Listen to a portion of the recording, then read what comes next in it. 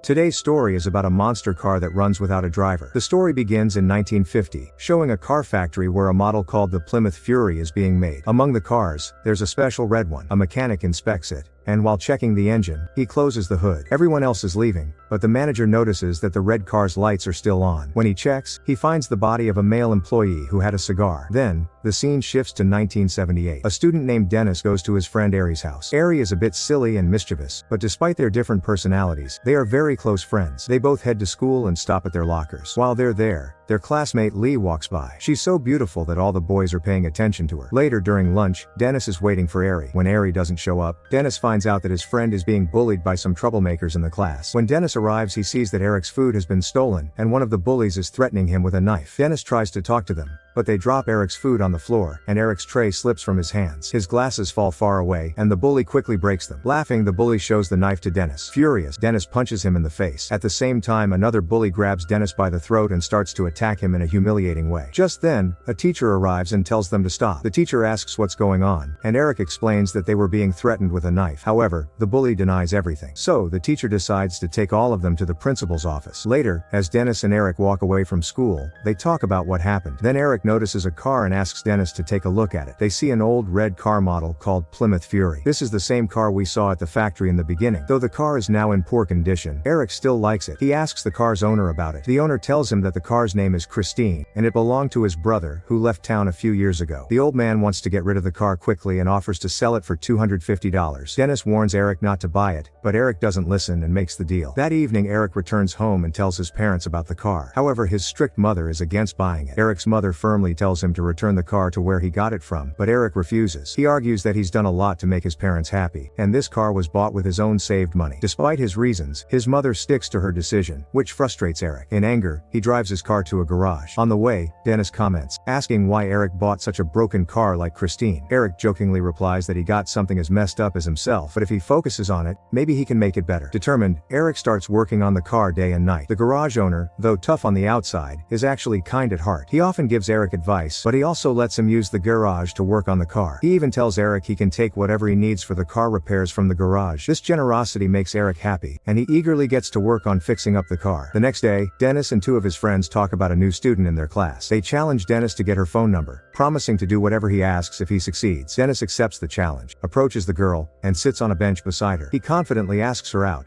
and to his surprise, she agrees, and gives him her number. Later that evening, Dennis goes to Eric's house to check on him and his car. Dennis tries to convince Eric to reconsider his obsession with the car, but Eric brushes off his concerns and continues with his work. Around the same time, Dennis's mother speaks to him about her worries. She's concerned because she heard that the car's previous owner had died by inhaling carbon monoxide inside it. This information prompts Dennis to visit George, the man who sold Eric the car. Dennis asks George about his brother, the car's previous owner. George explains that his brother became obsessed with the car after buying it. Things took a darker turn after his brother's wife and daughter died, and eventually, his brother lost his life because of the car as well. Dennis becomes even more worried when he sees Kishan at George's house. That evening, he decides to go to the garage to check on Christine. When he arrives, he tries to get into the car. As soon as he opens the handle, the radio inside the car starts playing by itself. Alarmed, Dennis quickly runs away before anyone can see him. The next morning, while Dennis is playing football with some friends, Christine once again draws the attention of the other students. Libby appears from inside the car and kisses Eric in front of everyone. Dennis is puzzled by this and is distracted from the game. As a result, the opposing team takes advantage of his distraction and hits the ball so hard that Dennis loses consciousness. Days later, Dennis wakes up in the hospital to find that his leg is fractured and his neck is hurting. Eric comes to visit him, and they reconnect as friends. Eric explains to Dennis what happened during the match and how Dennis got injured. He tells Dennis that he might never be able to play football again due to the injury. Dennis also asks Eric how he managed to fix Christine so quickly. Eric admits that it took a lot of hard work. However, he then changes his mind and suggests that if his parents had been involved, things might have turned out differently. Dennis notices that his friend Eric has changed a lot and seems to have developed a darker side. Eric starts calling Dennis brother and then leaves. Later in the evening, Eric takes Lee out to see a movie. As they drive, they begin to flirt, and things start to heat up between them. However, Lee eventually decides she doesn't want to continue their romance in the car and gets out. Eric follows her, leading to an argument. Lee expresses her discomfort with this situation, and the argument escalates because Eric is very protective of Christine and doesn't want anyone criticizing the car. Just then,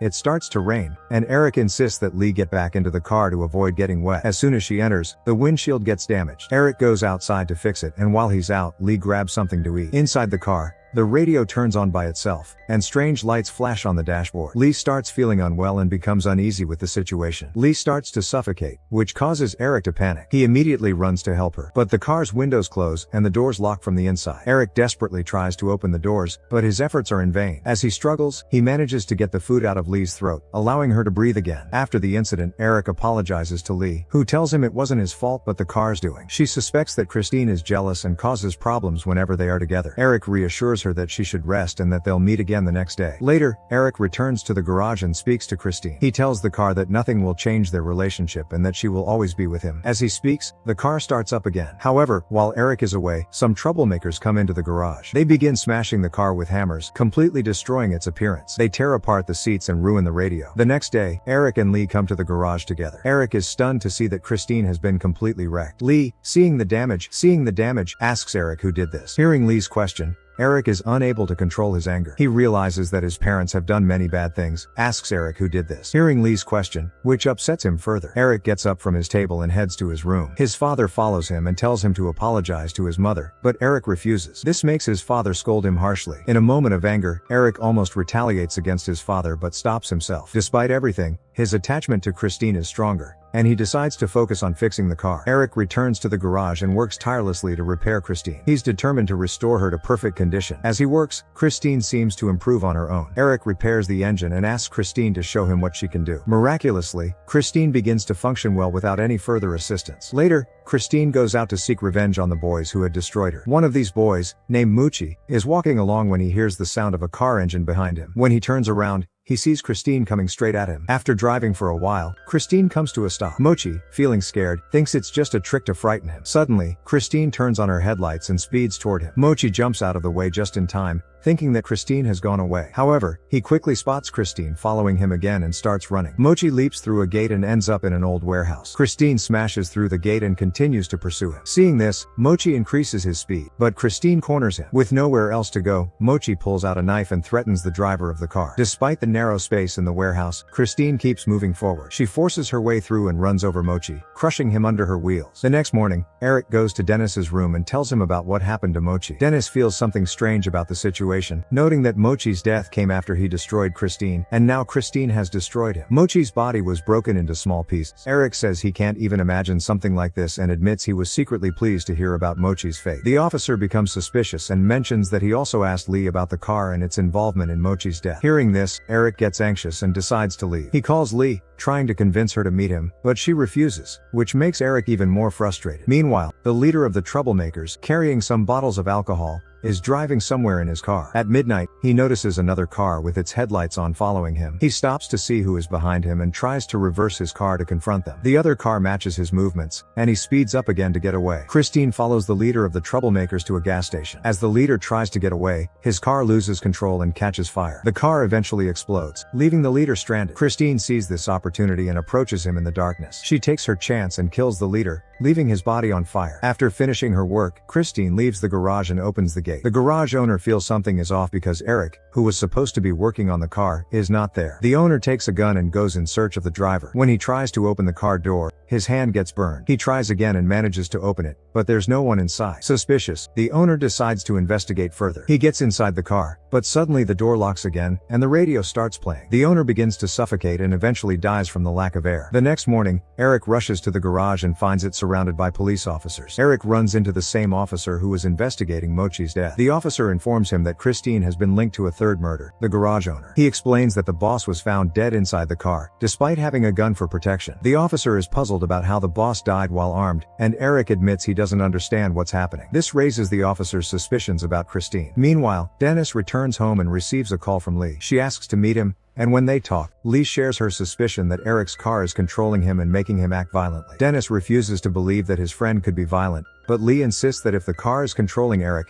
it should be destroyed. After their conversation, Lee leaves, and Dennis notices that Eric is with Christine. Dennis agrees to drive with Eric, but he becomes concerned when Eric starts acting strangely. Eric begins drinking alcohol and drives recklessly at high speeds, even removing his hand from the steering wheel to let the car drive itself. This behavior alarms Dennis, and he starts to think Lee might be right about the car controlling Eric. After hearing his friend, Eric threatens Dennis in a menacing tone, saying that if Dennis dares to interfere with him and Christine, the outcome will be dire. To prove his point, Eric increases the speed and crashes into an oncoming car, demonstrating his recklessness. The next day, Dennis leaves a note on Christine's body, asking Eric to meet him at the garage where they had planned their strategy. According to their plan, Lee will wait at the garage for Eric, while Dennis prepares a JCB to destroy Christine. However, when Lee arrives at the garage, she finds it empty because Christine is hiding behind a pile of debris. Christine turns on her headlights and moves towards Lee, aiming to crush her. Lee manages to climb onto Christine's tire to avoid being run over. Despite Christine's persistence, she cannot continue the attack because something is blocking her path. She has to reverse. Meanwhile, Dennis and his team bring the JCB to the garage to face Christine. The confrontation between Christine and the team becomes intense as they prepare to destroy her. Dennis realizes that Christine isn't being driven alone. Someone is controlling the headlights. This makes the situation even worse. Christine suddenly stops, and despite Dennis's efforts to get her moving, she continues to attack. Christine goes after Lee,